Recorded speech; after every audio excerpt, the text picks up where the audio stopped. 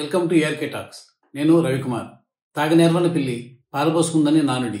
ఖచ్చితంగా అదే విధంగానే ముఖ్యమంత్రి వైఎస్ జగన్మోహన్ రెడ్డి తనకు దక్కిన ఒక మహాద్భుత అవకాశాన్ని, ఒక చారిత్రక అవకాశాన్ని చేతులారా జాలువిడుచుకున్నారు. లేకపోతే 5 ఏళ్ల క్రితం 151 స్థానాలతో అధికారంలోకి వచ్చిన ఆయన ఇప్పుడు కేవలం 11 స్థానాలకు పడిపోరు. అప్పట్లో అంటే మొత్తం 170 స్థానాల్లో 151 గెలుచుకోవడం ద్వారా చరిత్ర లిఖించిన జగన్ కేవలం 5 ఏళ్ల స్వల్ప వ్యవధిలోనే తన తీసుకున్న అసంబద్ధ నిర్ణయాలు, ప్రజా వ్యతిరేక చర్యలు, అహంకారం, వీటన్నిటి వల్ల నానాటికి ప్రజలకు దూరమై ప్రస్తుతం ఇప్పుడున్న దారుణ స్థితికి దిగజారిపోయారు. నిజానికి ఆయన పతనం ఏ ఒక్కరోజులోనూ వచ్చింది కాదు. ఆయన అధికారానికి వచ్చిన తొలి నాడలోనే దానికి నాందిపడింది. ప్రజావేదిక కూల్చివేతతో ఆయన తప్పటడుగులు వేయడం మొదలైంది. పోని ఆ తర్వాతనైనా ఆయన తన తీరు మార్చుకున్నారంటే లేదు. తన వైఖరి నిజమనుకుంటూ, తాను చెప్పిందే వేదం అనుకుంటూ, తాను చేసేదే కరెక్ట్ అనుకుంటూ ముందుకు సాగారు. ఇప్పుడు బొక్కబోరలా పడ్డారు. ముందుగా చూసుకుంటే ప్రజావేదిక సుమారు 10 కోట్ల ప్రజాధనంతో నిర్మించిన వేదిక. అందులో 2019కి ముందు ముఖ్యమంత్రిగా ఉన్న చంద్రబాబు నాయుడు ప్రజలతో సమావేశమయ్యేవాడు. వారి సాధక బాధకాలను విని సమస్యలు పరిష్కరించేందుకు అక్కడికక్కడే నిర్ణయాలు తీసుకునేవారు. సంబంధిత అధికారులకు తగిన సూచనలు ఇచ్చేవారు. కానీ కేవలం అనధికారిక నిర్మాణం అన్న సాకుతో దానిని కూలగొట్టేశారు జగన్. పోనీ ఆ పని చేసిన తర్వాతనైనా రాష్ట్రంలో ఉన్న ఏ భవనాన్నైనా కూల్చివేయించారు. అప్పట్లో తమ పార్టీ ఎమ్మెల్యే అయిన పెనంలూరు ఎమ్మెల్యే, కృష్ణా జిల్లా పెనంలూరు ఎమ్మెల్యే పార్థసారథి కృష్ణానది గర్భంలో కరకట్టకు దిగువన పెద్ద సంఖ్యలో వందలాది ఎకర నిర్మాణాలను జరిపిస్తే వాటిలో ఏ ఒక్కదాన్ని కూడా టచ్ చేయటానికి కానీ, కనీసం వాటికి నోటీసు ఇవ్వడానికి కానీ జగన్మోహన్ రెడ్డి ప్రభుత్వం ధైర్యం చేయలేదు. కానీ ప్రజాధనంతో నిర్మించి ఎవరికి ఇబ్బందికరంగా లేని ప్రజా వేదికను మాత్రం ఎమ్మడి కూలదోయించారు. ఇది కేవలం ఆయన అహంకారానికి పక్క నిదర్శనం. దానివల్ల ఆయన ఈగో సాటిస్ఫై అయిందేమో కానీ ప్రజల్లో మాత్రం తొలినాటి నుంచే ఆయన పట్ల వ్యతిరేక బీజం పడినట్లయింది. ఆ తర్వాత కూడా పేద ప్రజలకు, నిరుపేదలకు కేవలం 5 రూపాయలకే పట్టెడు అన్నం పెడుతూ వారి కడుపులు నింపుతున్న అన్నా క్యాంటీన్లపై పడ్డారు. అవేం ద్రోహం చేశాయి? మీరుంటున్నదే సంక్షేమమే, అవి చేస్తున్నదే అదే. కనీసం టీ కూడా రాని 5 రూపాయలకు అన్నా క్యాంటీన్లు అల్పాహారాన్ని, కడుపు నిండా భోజనాన్ని పేదలకు సమకూర్చేవి. కానీ కేవలం తెలుగుదేశం ప్రభుత్వం వాటి ప్రారంభించింది అన్న దుఃఖతో రాత్రికి తొలగించేశారు. మరొకటి, అన్నిటికన్నా ముఖ్యమైనది సంక్షేమమే ప్రధానమని బటన్ నొక్కడంతోనే తన పని అయిపోయిందనుకుని, దాంతోనే ప్రభుత్వాన్ని నడిపేద్దామనుకుని 30 సంవత్సరాలు ముఖ్యమంత్రిగా ఉందామన్న దుర్భ్రమలో ఈ 5 సంవత్సరాలు ఆయన పూర్తిగా అభివృద్ధిని పక్కన పెట్టేశారు. ఎవరికైనా సరే, ఏ ప్రభుత్వానికైనా సరే, ఏ సమాజానికైనా సరే సంక్షేమం, అభివృద్ధి 2 కళ్ళు లాంటివి. కానీ ఆయన మాత్రం అభివృద్ధిని పూర్తిగా గాలి వదిలేశారు. పరిభాషానమే రాష్ట్రం, ఆంధ్రప్రదేశ్ రాష్ట్రం ఏమాత్రం అవకాశాలు లేని దివాళా తీసిన రాష్ట్రంగా మిగిలిపోయింది. ఇక్కడ చదువుకున్న వాళ్ళందరూ కూడా కనీసం చేసేందుకు చిన్న క్లర్క్ ఉద్యోగాలు లాంటివి కూడా లేక ఎక్కడెక్కడికి వలసపోవాల్సిన పరిస్థితి ఏర్పడింది. ఒకప్పుడు ఎందరికో ఇతర రాష్ట్రాల వారికి ఉపాధి కల్పించి అనుపన్నుగా భాషలను ఆంధ్రప్రదేశ్కు ఈ దుర్గతి పట్టింది. ఇటు చదువుకున్న వారికి ఉద్యోగ అవకాశాలు లేక, అటు చదువు లేని వారికి కనీసం ఉపాధి అవకాశాలు లేక రాష్ట్రం అలా విలవిల్లాడింది. అయినప్పటికీ జగన్మోహన్ రెడ్డి మాత్రం కేవలం బటన్ నొక్కడం పైన దృష్టి పెట్టి అభివృద్ధి పైన, ప్రజల ఆకాంక్ష నెరవేర్చడం పైన దృష్టి పెట్టలేదు. 2019 ఎన్నికలకు ముందు ప్రచారం చేసినప్పుడు మెగా డిఎస్సి ప్రకటించారు. ప్రతి సంవత్సరం జనవరిలో జాబ్ క్యాలెండర్ ఇస్తా అన్నారు. కానీ వీటిలో ఏదీ జరగలేదు. తూతు మంత్రంగా ఏదో అక్కడక్కడ కొద్ది పోస్ట్ మాత్రం ఫిలప్ చేసి అక్కడితో చేరు దులుపుకున్నారు. పైగా ఉద్యోగాలు కల్పించలేదు, నిరుద్యోగ సమస్య తాండవిల్తోంది అంటే వాలంటీర్లు, సచివాలయ వ్యవస్థను చూపిస్తున్నారు. కానీ ఈ వ్యవస్థలో కూడా వైఎస్ఆర్ కాంగ్రెస్ పార్టీ నేతలు చెప్పిన వరకు లేదా ప్రలోభాలకు లొంగో అనర్హులను అందలం ఎక్కించారని అంటున్నారు. దీనివల్ల ఈ 4 లక్షల పైగా ప్రభుత్వ ఉద్యోగాలు కల్పించామన్న జగన్ వాదన ఉట్టి డొల్లగా తెలిపోయింది. ఇలా చదువుకున్న వారికి ఉద్యోగాలు లేవు. మరోపక్క కేవలం గత ప్రభుత్వం తీసుకొచ్చిన ఇసుక విధానంలో పేదలు కూడా తక్కువ ధరలకి ఇసుకను పొందగలిగే వీలుండేది. కానీ జగన్ మాత్రం ఆ విధానంలో లోపాలున్నాయంటూ కంప్లీట్ గా దాన్ని పక్కన పడేసి చాలా కాలం పాటు ఇసుక రీచ్లను మూసివేయించారు. ఆ తర్వాత కూడా అస్తవ్యస్త విధానం అవలంబించడంతో ఇసుక అన్నది సామాన్యుడికే కాదు, బిల్డర్లకు కూడా ఖరీదైన వస్తువైపోయింది. దీంతో నిర్మాణ రంగం పూర్తిగా కుంటుబడి ఆ రంగంపై ఆధారపడిన సుమారు 30 పైగా అనుబంధ రంగాలు, లక్షలాది కార్మికుల పరిస్థితి అగమ్యగోచరమైంది. పైగా రియల్ ఎస్టేట్ అంటేనే అభివృద్ధికి దిక్సూచి లాంటిది. అలాంటి కీలకమైన రంగాన్ని ఈయన ఉద్దేశపూర్వకంగానో లేదా అనాలోచితంగానో తొక్కివేయడంతో రిజిస్ట్రేషన్లు జరగక, ఫ్లాట్ల కొనుగోళ్లు, క్రయ విక్రయాలు జరగక రాష్ట్రానికి రిజిస్ట్రేషన్ పన్నుల రూపంలో సమకూరాల్సిన వందల వేల కోట్ల రూపాయల ధనం అందకుండా పోయింది.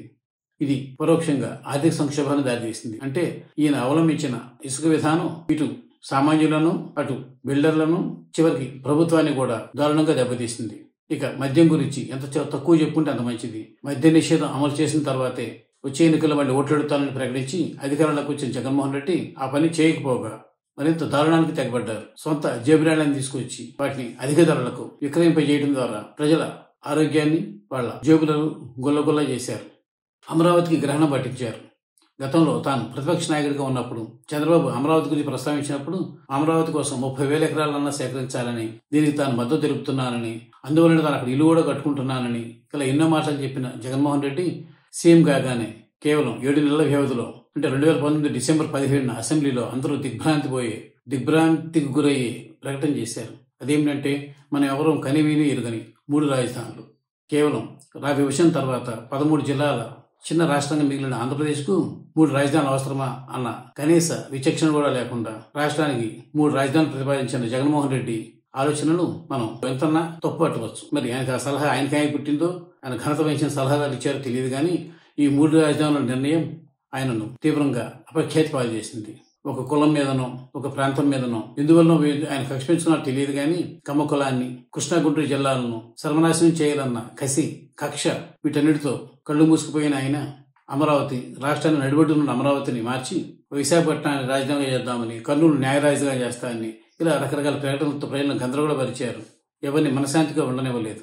రాజధాని కోసం, రాజధాని లేని రాష్ట్రం కోసం వేలాది ఎకరాలను త్యాగం చేసిన రాజధాని రైతులను గుర్తించకపోగా వారిని అడుగడుగున అవహేళనపరిచారు. 3 రాజధానులు తగదంటూ వేలాది రోజుల పాటు ఉద్యమాలు జరిపిన వారిని ఎంతో వేధించారు. వారి ఆడపడుచులను కనీసం సభ్యత, సంస్కారం మరిచి తీవ్రంగా దూషింపజేశారు. తన అనుచర గణాలతో వారిని దుశ్శాసన పర్వానికి వారితో తెగబడ్డారు. ఇలా చెప్పుకుంటూ పోతే రాజధాని విషయంలో ఆయన చేసిన అకృత్యాలకు హడ్డే లేదు. నా ఎస్టీలు, నా ఎస్సీలు, నా బీసీలు అంటూ ప్రతి సభలోనూ రాగాలు తీసే జగన్ నిజానికి వారి కోసం చేసింది ఏమీ లేదు. అప్పటికే క్రియాశీలకంగా ఉన్న ఎస్టీ, బీసీ కార్పొరేషన్లను పూర్తిగా నిర్వీర్యం చేశారు. దీంతో వాటి నుంచి సబ్సిడీపై రుణాలు పొందే వేలాది మంది దళితులు, వెనుకబడిన వర్గాల వారు, గిరిజనులు ఆ అవకాశాన్ని కోల్పోయారు. వారి ప్రగతికి బ్రేకులు పడినట్లయింది. అంతేకాకుండా కులానికి ఒక కార్పొరేషన్ ఏర్పాటు చేశానంటూ సుమారు 60కి పైగా కార్పొరేషన్లు ఏర్పాటు చేసిన జగన్ వాటికి చైర్మన్లు, డైరెక్టర్లు అయితే నియమించారు కానీ వాటికి విధులు, నిధులు లేవు. దీంతో వాటి వల్ల కూడా ఆశించిన ప్రయోజనం నెరవేరలేదు. అధికార పక్షం ప్రతిపక్షం పట్ల, తమను ప్రశ్నించే వారి పట్ల ఎవరించిన ధోరణి మనం కనివిని ఎరుగుంటాం. తామేం చేసినా చెల్లుతుందని, తమనెవరు ప్రశ్నించరాదని, తాము చేసిందే చట్టమని, తాము చెప్పిందే వేదమని ఇలా అందరూ అనుకోవాలని ఈ తపనతో అధికార వైఎస్ఆర్ కాంగ్రెస్ పార్టీ చేసిన అకృత్యాలు అన్నీ ఇన్ని కావు. సాక్షాత్తు 14 సంవత్సరాలు ముఖ్యమంత్రిగా ఉండి 45 సంవత్సరాల పైగా రాజకీయాల్లో తలపండిన చంద్రబాబు నాయుడిని అరెస్ట్ చేయడం దగ్గర నుంచి మాజీ మంత్రులు పలువురిని వెంటాడి వేధించడం, తెలుగుదేశం పార్టీకి అనుకూలంగా ఉన్నారని ముద్రవేసి ఏబీ వెంకటేశ్వరరావు లాంటి అధికారులను వేటాడటం, నిమ్మగడ్డ రమేష్ కుమార్ లాంటి వారిని అపఖ్యాతి పాలు చేయటం, ఇలా ఆయన చేయందేమీ లేదు. అంతెందుకు, స్వయంగా తమను ప్రశ్నించారని, తమ మాగడాలను వ్యతిరేకించారన్న కారణంతో తమ పార్టీకి చెందిన ఎంపీ రఘురామకృష్ణరాజు పట్ల జగన్ ప్రభుత్వం వ్యవహరించిన తీరు మనందరం చూశాం. ఆయనపై 3rd డిగ్రీ ప్రయోగించడం, ఆయన కాళ్ళు బొబ్బలకి కనీసం నడవలేని స్థితిలో కూడా ఉండడంతో ఆయనను ఉండడం చూశాం.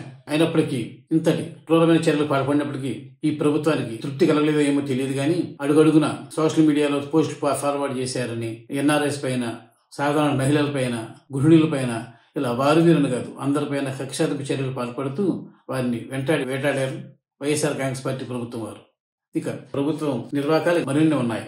9 సార్లు కరెంట్ ఛార్జీలు పెంచారు. ఎంతసేపు బట్టలు నొక్కాను, పెన్షన్లు ఇచ్చాను, అవాతాతలను ఆదరించాను, ఇది తప్పితే మరొక పక్క గుట్టు చప్పుడు కాకుండా 9 సార్లు కరెంట్ ఛార్జీలు పెంచడం, వారిపై ట్రోప్ ఛార్జీల భారం మోచడం, నిత్యావసర ధరలు పెరిగిపోతున్నా వాటిని అదుపు చేయాల్సిన బాధ్యత తమది కాదనుకోవటం, ఇవన్నీ కూడా ప్రజలందరూ గమనించలేదని జగన్ భ్రమించారు.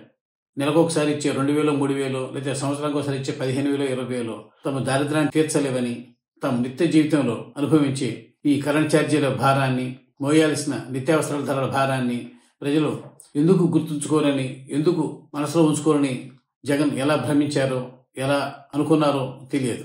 ఇలా అనుకోవటానికి ఆయన కారణం కేవలం ఆయన తాడేపల్లి ప్యాలెస్కి పరిమితం కావటం. బయటికి ఏనాడు వచ్చింది లేదు. ప్రజల కష్ట నష్టాలు ప్రత్యక్షంగా చూసింది లేదు. వారికి సాధక బాధకాలు తెలుసుకుని తదనుగుణంగా స్పందించింది లేదు. కేవలం పరదాల మాటున ప్యాలెస్లో దాక్కుంటూ బయటకు వచ్చాడంటే చాలు అటు ఇటు బ్యారికేడ్లు పెట్టి వేలాది పోలీసులు మోహరించి పచ్చని చెట్లను కొట్టివేసి ఇది ఆయన చేసిన దుష్కృత్యం.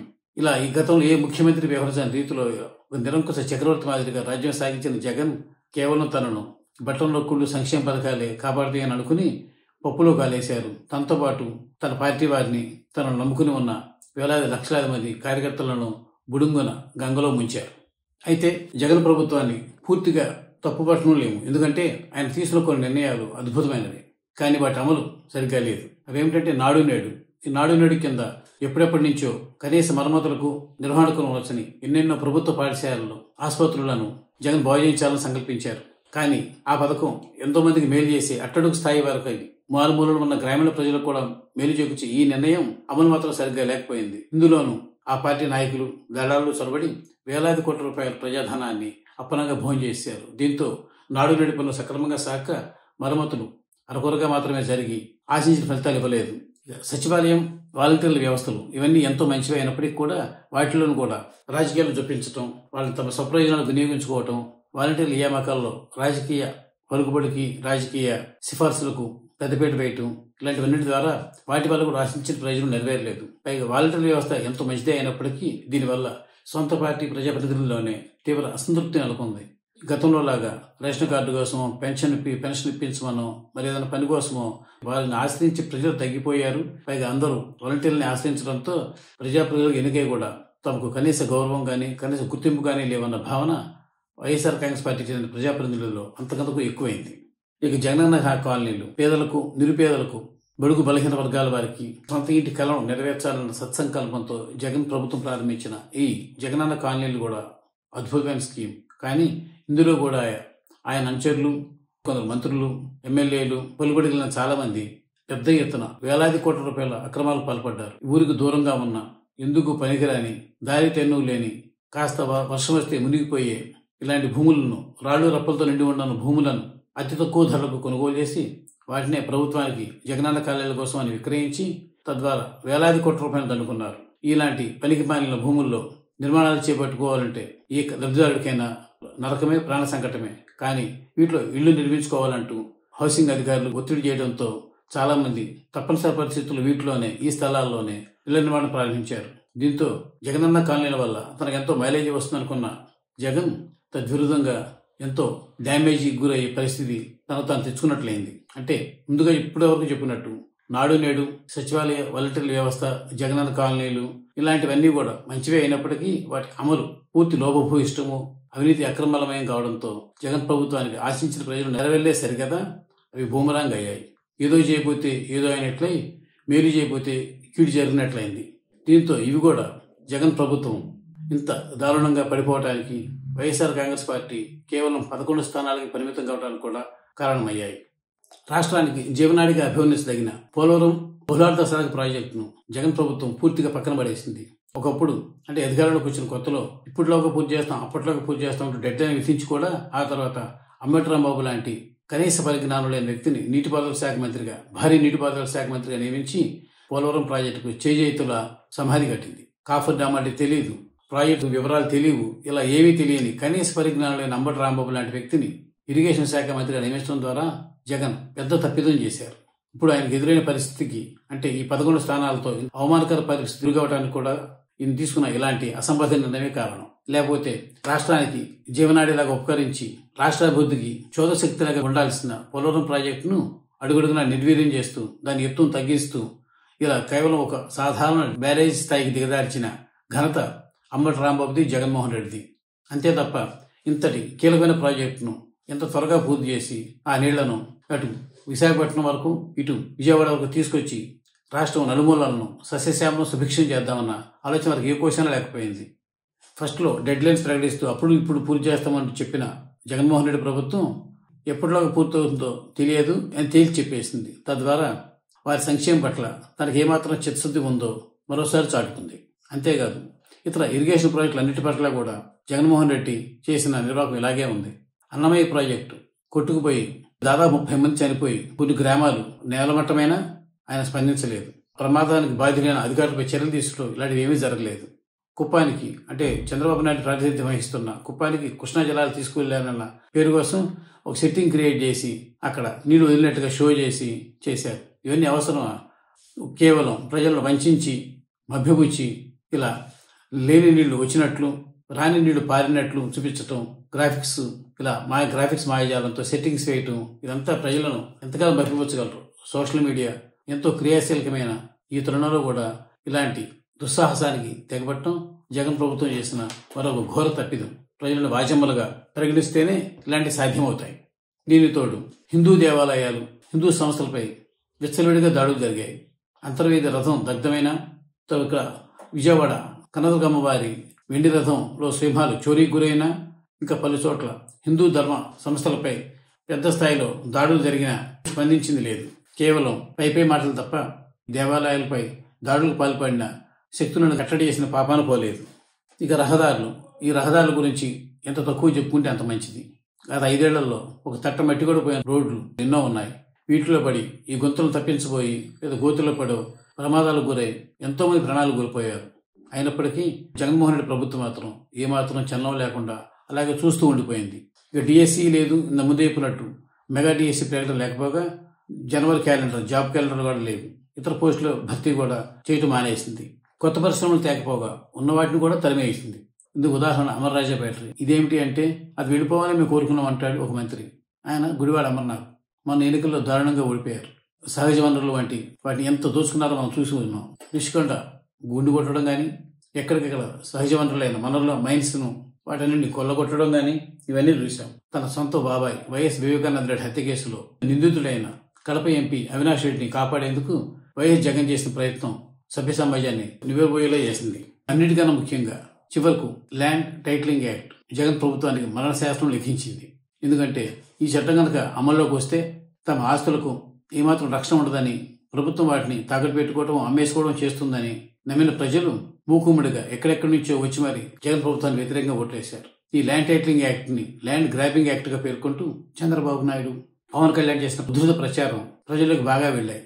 ఇతర రాష్ట్ర ప్రభుత్వాలు వద్దని పక్కన పడేసిన ఈ భయంకర చట్టాన్ని జగన్ ప్రభుత్వం తమ మీద ఎందుకు రుద్దుతుందో అని భయపడి ఈ చట్టం కనుక అమల్లోకి వస్తే తమ ఆస్తులకు ఏమాత్రం రక్షణ ఉండదన్న భయంతో ఆ ప్రభుత్వాన్ని సాగనంపారు. ప్రజావేదిక కూల్చివేత మొదలుకుని ల్యాండ్ టైటిలింగ్ యాక్ట్ వరకు, అంటే ఆ అధికారం ముగిపోతున్న చివరి రోజుల్లో తీసుకురాదలిచిన ల్యాండ్ టైటిలింగ్ యాక్ట్ వరకు జగన్ ప్రభుత్వం అడుగడుగున తప్పుడడుగులు వేస్తూనే వచ్చింది. ప్రజల సహనాన్ని పరీక్షిస్తూనే వచ్చింది.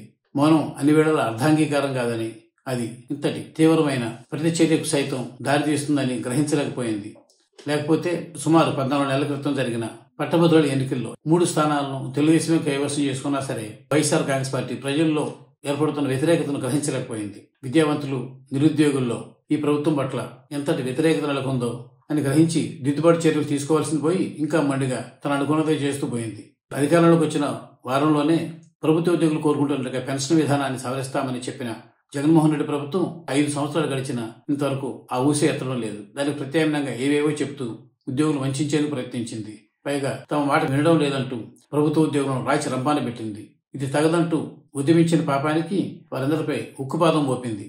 పలువురు ఉద్యోగ సంఘ నాయకులను శ్రీకృష్ణ జన్మస్థానానికి చేర్చింది. ఇలా అడుగడుగున తనను వ్యతిరేకించేవారు ఎవరైనా సరే సహించకుండా అహంభావంతో ప్రవర్తిస్తూ వైఎస్ఆర్ కాంగ్రెస్ పార్టీ తనపై తానే భస్మాసుర హస్తాన్ని పెట్టుకుంది. పైగా 6 నెలల క్రితమే తాను అంటగాగిన తనకు అత్యంత సన్నిహితుడైన తెలంగాణ ముఖ్యమంత్రి కేసీఆర్ పదవిని కోల్పోయి మూలం కూర్చున్నా కూడా జగన్మోహన్ రెడ్డిలో మార్పు రాలేదు. తన తాను బట్టలు ఒక్కుంటూనే పోయారు. ఆ బట్టలని తను రక్షిస్తాయని భ్రమిస్తూనే పోయారు. కనీసం తెలంగాణ అనుభవంతోనైనా తెలివిడి తెచ్చుకుని కాస్త విచక్షణ జ్ఞానాన్ని పెంపొందించుకుని తన చుట్టూ ఏం జరుగుతుందో తెలుసుకుని ఉంటే బాగుండేది. కానీ ఆయనకు ఆ అవకాశాన్ని ఆయన చుట్టూ ఉన్న కోటరీ కానీ, ఆయన ఎంతో ఇష్టపడి నియమించుకున్న సలహాదారులు కానీ ఇవ్వలేదు. మంత్రులను, ఎమ్మెల్యేలను పూర్తిగా డమ్మీలు చేసి అధికారాన్ని చెలాయించి సమాంతర ప్రభుత్వ వ్యవస్థగా వెలుగొందిన సకల శాఖల మంత్రి సజ్జల రామకృష్ణారెడ్డి గాని, ధనుంజయ రెడ్డి లాంటి సీఎం అధికారులు గాని జగన్మోహన్ రెడ్డికి వాస్తవాలు చేరకుండా ఎప్పటికప్పుడు ఆయన కళ్ళకు గంతలు కడుతూ ప్రస్తుతం ఉన్న దుస్థితికి చేర్చారని చెప్పాలి. ఈ అనుభవంతోనైనా దేశంలోని ఇతర రాష్ట్ర ప్రభుత్వాలన్నీ కూడా అప్రమత్తంగా మెలగాల్సిన అవసరం ఉంది. అన్ని రాజకీయ పక్షాలు కూడా కేవలం సంక్షేమాలతోనే ఏ ప్రభుత్వం నడవలేదు, మనజాలదు, ఎన్నికల్లో గెలవలేదు. అందుకే ఏదైనా సరే సంక్షేమాన్ని, అభివృద్ధిని జోడెద్దుల మాదిరిగా తీసుకుంటూ రాష్ట్రాన్ని, సమాజాన్ని ప్రగతి పథంలో పరిగెత్తించాలి గాని ఒంటెత్తు పోవడంతో ఏదో ఒకదాన్ని నమ్ముకుంటే పరాభవం తప్పదు. అద్భుత విజయం వచ్చింది కదా అని కళ్ళు నెత్తి మీదకి ఎక్కి విర్రవేగటం మాని సాధారణంగానే ప్రజలతో కలిసిమెలిసి ఉంటూ వారి బాధలను అర్థం చేసుకుంటూ సహానుభూతితో వారికి ఎంతో కొంత మేలు చేయగలిగితే ఏ నాయకుడైనా దీర్ఘకాలం మనగలుగుతాడు. లేదంటే ఇప్పుడు జగన్మోహన్ రెడ్డి లాగానే ఉవ్వెత్తున ఎగిసి నిర్దాక్షిణ్యంగా నేలరాలిపోతారు. అది ఈ ఆంధ్రప్రదేశ్ ఎన్నికలు మనందరికీ, మనతో పాటు దేశంలో రాజకీయ పార్టీలన్నిటికీ నేర్పిన గుణపాఠం. ఈ వీడియో కనుక మీకు నచ్చినట్లయితే please like, share and subscribe. Thank you.